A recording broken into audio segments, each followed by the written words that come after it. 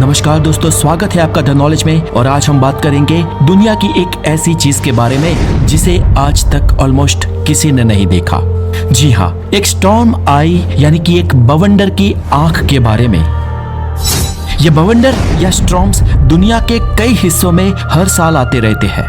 समंदर से उत्पन्न होने वाले चक्रवात या साइक्लोन को हरिकेन कहा जाता है और ये इतना भयानक और खतरनाक होता है कि ये समंदर का लाखों लीटर पानी अपने साथ लेकर चलता है।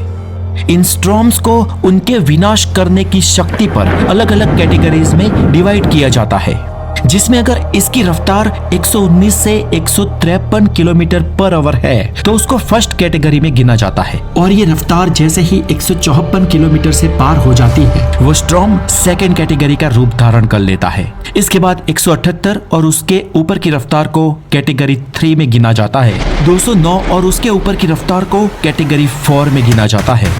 और ये साइक्लोन जब 252 किलोमीटर पर आवर की रफ्तार को छू लेता है उसे टाइप 5 की कैटेगरी में गिना जाता है। ये कैटेगरी बहुत ही विनाशकारी होती है दोस्तों। आज तक का सबसे विनाशकारी हैरिकेन कैटरीना था जो अमेरिका में 2005 में आया था, जिसने उस वक्त 225 बिलियन डॉलर का नुकसान किया था। इसके बाद साल 2017 में अमेरिका के गल्फ ऑफ मैक्सिको से जो हार्वे हैरिकेन उठा था उसकी भी कैटेगरी 5 थी। ये दोनों हैरिकेन ही बहुत ही विनाशकारी थे। समंदर से पैदा होने वाला ये हैरिकेन जब जमीनी विस्तार से टकराता है तो वो हैरिकेन नहीं कहलाता, लेकिन वो टॉर्नेडो में परिवर्तित हो जाता है। और ये टॉर्नेडोज इतने भयानक होते हैं कि आधुनिक से आधुनिक बिल्डिंग को भी पल में तहस नहस कर देते हैं। ऊपर से हैरिकेन जब समुद्र से जमीनी विस्तार को हिट करता है तो उसके साथ इतनी बारिश होती है कि मान लो एक साथ बहुत सारे बादल फट गए हो। इसके अलावा नॉर्थ अमेरिका और कनाडा में कई सारे स्नो स्टॉर्म भी आते हैं जिसमें बारिश नहीं लेकिन बर्फ होता है और एक साथ इतना सारा स्नोफॉल हो जाता है कि कई फीट तक स्नो की परतें जम जाती है। और जहां पर इसकी असर होती है उसके आसपास के सैकड़ों किलोमीटर दूर का भी भाग मानो हिम युग में परिवर्तित हो जाता है। लेकिन दोस्तों, इन सभी स्टॉर्म्स के मूल में तो एक ही बात होती है कि ये सारे के सारे चक्रवात होते हैं। और इन सभी चक्रवात के 3 भाग होते हैं। एक तो होता है इन चक्रवात की वॉल, दूसरा उसके सेंट्रल का, मध्य का या बीच का भाग, और तीसरा है उस चक्रवात की आंख।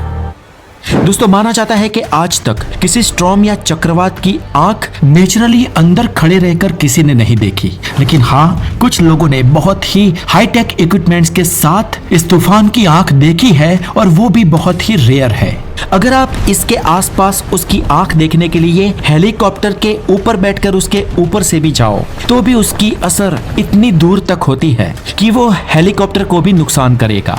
इसलिए चक्रवात के बीचों बीच जाकर उसकी आई देखना बेहद ही मुश्किल है। कभी कभी सैटेलाइट से उसकी तस्वीर मिल जाती है। और यहाँ पर दोस्तों हम हैरिकेन की कुछ सैटेलाइट से मिली तस्वीरों से और कुछ फिल्मों द्वारा एनिमेशन से बनाई गई उसकी कुछ क्लिप्स के जरिए आपके सामने पूर्ण रूप से ये प्रस्तुत करने की कोशिश करेंगे कि स्टॉर्म के बीच का भाग और उसकी आंख कैसे दिखते हैं। हालांकि साइंटिफिकली वैज्ञानिकों को पता है कि वो कैसे दिखते हैं और उसके बीच में क्या होता है, लेकिन बीच में जाकर उसकी फुटेज लेना भाई मौत के मुंह में जाने वाली बात है। तो चले अब आपको ले जाते हैं और दिखाते हैं कि इस स्टॉर्म की और हैरिकेन की आंख कैसी होती है और उसके वॉल के भीतर का नजारा कैसा होता है। दोस्तों, आपको ये जानकर हैरानी होगी कि ये जो स्टॉर्म अपने आसपास के सैकड़ों हजारों किलोमीटर का भाग तहस नहस कर देता है और उसके आसपास उसकी वॉल के बाहर जहां 250 किलोमीटर पर आवर की रफ्तार से हवा बहती है और अगर उसकी वॉल को कोई गाड़ी भी छू ले तो वो उसे उठाकर दूर फेंक देगा।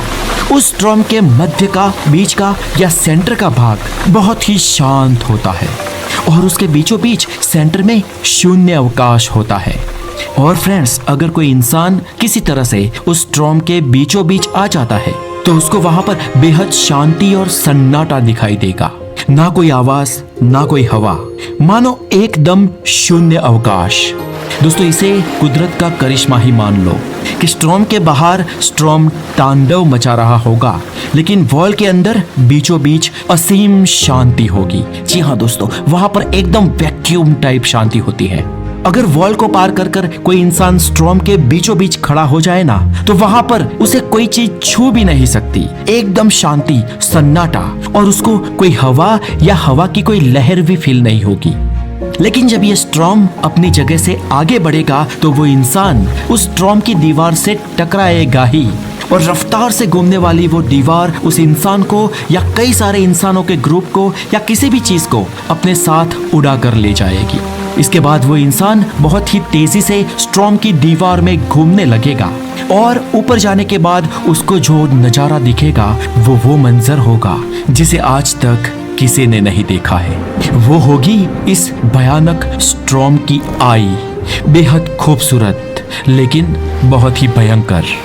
और इसके बाद आफ्टर ऑल वो इंसान कहीं दूर फेंक दिया जाएगा या स्ट्रॉम के बीचों बीच गिरकर मारा जाएगा, क्योंकि ये स्ट्रॉम इतना भयानक होता है कि उसके सेंटर के बीच का नजारा देखने वाला कोई भी इंसान लगभग जिंदा नहीं बचता। अब दोस्तों चले कर लेते हैं एक बहुत ही इंपॉर्टेंट बात जो सबको कंफ्यूज करती है, और जिसे जानने के बाद न सिर्फ आपकी कंफ्यूजन दूर होगी लेकिन आप औरों से अलग तैराओगे।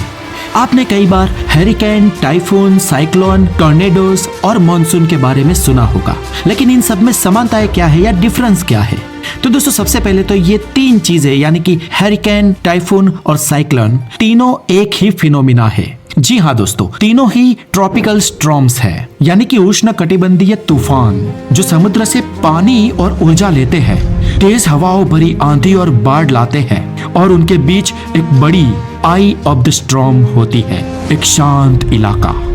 तो याद रखें कि इन तीनों के नाम अलग अलग है, लेकिन ये नेचुरल फिनोमिना एक ही है। तो फिर आखिर अलग अलग नाम रखने की जरूरत क्यों पड़ी? तो दोस्तों ये स्टॉर्म जब अटलांटिक महासागर और पूर्व प्रशांत महासागर में पैदा होते हैं तो उस इलाके के हिसाब से उसका नाम हैरिकेन पड़ गया, और जब ये स्टॉर्म पश्चिम प्रशांत महासागर में जन्म लेते हैं तो उनका नाम टाइफून पड़ जाता है, और जब ये हिंद महासागर में पैदा होते हैं तो इनका नाम साइक्लोन होता है। मतलब ये तीनों नाम जियोग्राफिकल है, बात एक ही है। तो फिर टॉर्नेडोज क्या है? तो ये जो टॉर्नेडोज होते हैं वो जमीन के तूफान होते हैं, यानी कि जो जमीन के ऊपर रेत और मिट्टी के कण लेकर हवा में उड़ाते हैं और घुमाते हैं, उस जमीनी तूफान को टॉर्नेडो कहते हैं। जब हैरिकेन, टाइफून या साइक्लोन जमीन से टकराता है और उसमें डस्ट पार्टिकल और धूल ऐड हो जाती है तो वो भी टॉर्नेडोज में परिवर्तित हो जाते हैं। और मॉनसून सीजनल विंड के चेंज होने के कारण साल में लंबे समय के लिए एक बार होने वाली बारिश होती है, और ये मॉनसून्स ऑफनली साउथ एशिया में पाए जाते हैं, जैसे कि हमारे देश भारत में। दोस्तों आज के लिए इस वीडियो में इतना ही, और आपको द नॉलेज के एफर्ट्स, हमारे प्रयत्न अच्छे लगते हो तो चैनल को सब्सक्राइब करें, वीडियो को लाइक करें, शेयर करें और बने रहे द नॉलेज के साथ, क्योंकि यहाँ पर मिलेगा आपको हेल्थी, टू द पॉइंट और साइंटिफिक ज्ञान। Have a wonderful day, take care.